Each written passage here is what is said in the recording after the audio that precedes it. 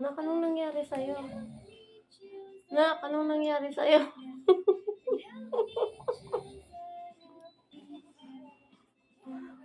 May nga pa-brain kang makanyan, anak. What happened? What happened to you?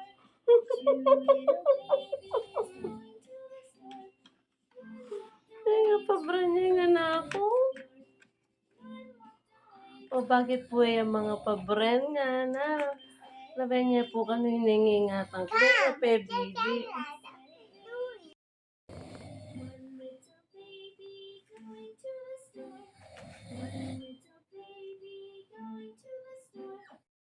Makananuya po kanong yung mga pabren. Tingnan niyo naman po itong inaalagaan ko. Ayaw na magpabitaw. Kulang na ako sa tulog.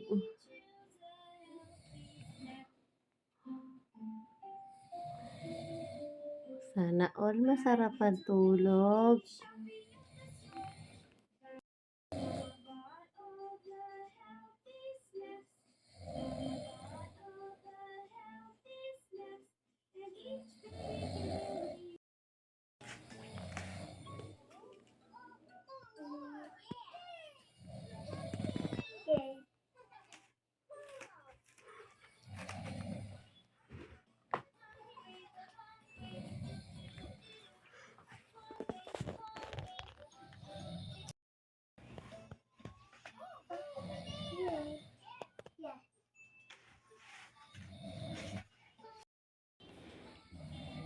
Ano? Shit.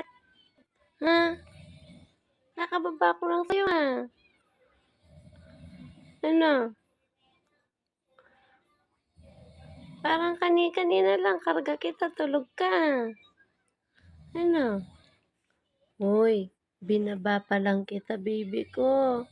Gising ka ulit. Ay, gising ulit yung... Hoy, subo mo kamay mo.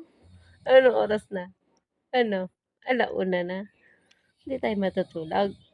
Ay, natulog ka kasi kanina maghapon eh.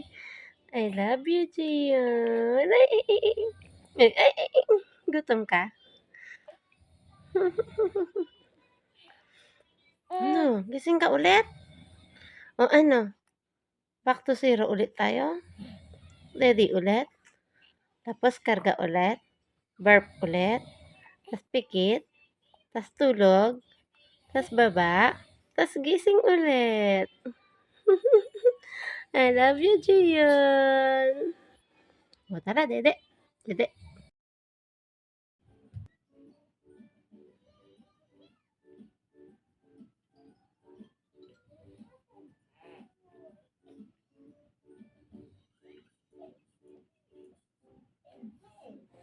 Ayan nga po yung baby Miwa namin dyan sa gilid ko. Sinasabayan ako sa pagpupuyat. Pero kahit naman yan nakakasabay sa akin sa pagpupuyat, mas tagal naman siya matulog sa umaga. So, yung sanayan niya dati, natutulog talaga yan ng 12 or 1. Tapos gigising din siya ng 12 or 1 sa umaga. Ay sa tanghali na. So, 12 hours straight siya. Minsan 13 hours or 14 hours. Pero wala nang yun. Wala nang nap time sa maghapon. So, nagdamag talaga siyang gising hanggang 1 a.m. ganyan. So, minsan nakatulog din siya kapag sa umaga or sa hapon. Sa hapon pala pag sinasabayan ko si Gion. So, yan. Nagmask nga ako dahil galing lang ako sa trangkaso. Di maiwasan na manghina yung resistensya gawa ng puyat. Kaya yan, sinipon ako ng mga nakaraang linggo.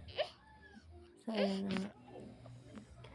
Dahil exclusive breastfeeding na si baby, tumigil na siya sa pagdedi niya sa bote. Dati mix kasi siya eh.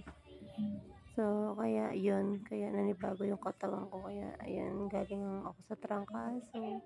So, ako na magdamag kay baby talaga nag-aasikaso. Since birth ni Gion, talaga ako sa madaling araw. Gawa nga ng busy si Papa Tek sa umaga, maghapon, pagod din.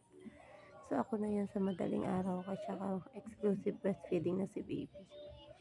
Pero paminsan-minsan, dahil may sobra pa siyang formula dito, tinitimpla ko pa rin yung bote niya 'pag feeling kong ano ako, pagod, yung pakiramdam. Pinapaubos ko lang yung formula niya. So ayan, burp na natin si baby. Hindi naman siya mahirap i-burp, kaso malikot lang talaga si Gion.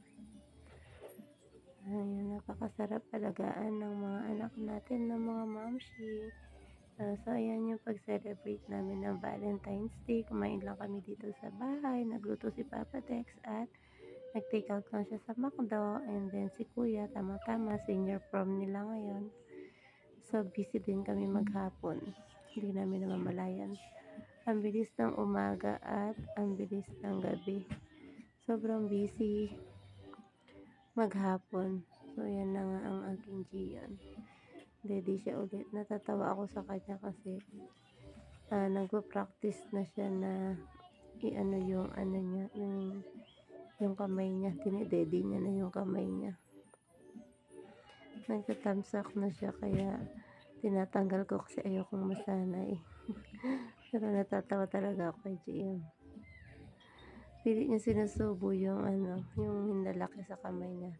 At ayun naman si baby Miwa namin, kahit 1 AM na, takbo pa rin siya ng takbo. Kung ano yung napapanood niya, parang kasama din siya sa mga naglalaro. So, ayan na yung mga pinakalaro ng mga bata, ng mga mamshi, pag nanonood sila ng YouTube. Pero syempre, si Miwa paggising niya, naglalaro din siya sa labas, sa likod namin. So, madalas nung kami nakatambay. Pagising namin, lalabas na agad kami sa likod ng bahay. So, ayan muna for now. Ayan, tatawa ko kay Gion dyan. Dinedede niya talaga yung kamay niya. Tinatanggal ko lang.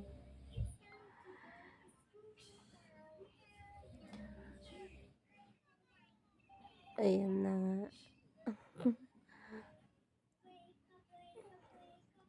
So, sana all masarap ang tulog, no? Kaya, salute sa mga mami katulad ko na deprived sa pagtulog. So, good night everyone. Fighting lang tayo mga mamshi. Alam ko, mabilis naman lumaki yung mga baby natin, lalo na sa mga kapwa mami ko na mga pisang ko na halos kasabay ko mga anak.